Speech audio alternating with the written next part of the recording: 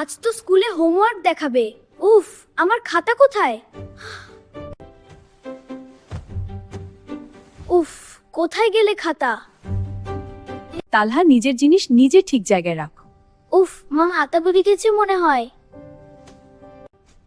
আপু, আমার হোমওয়ার্ক খাতাটা তুমি দেখেছে? খাতা নিজের মতো থাকে না, তুই ভুলেই কোথাও রেখেছি। পড়াশোনার আগে আল্লাহর কাছে দোয়া চাইতে হয়। ওহ, দোয়া শুনলেই কি খাতা পাওয়া যায়? তালহা, দোয়া পড়লে মনোযোগ বাড়ে। আমি এখনই পড়বো। রাব্বি জিদনি ইলমা। মাশাআল্লাহ। সাবাস।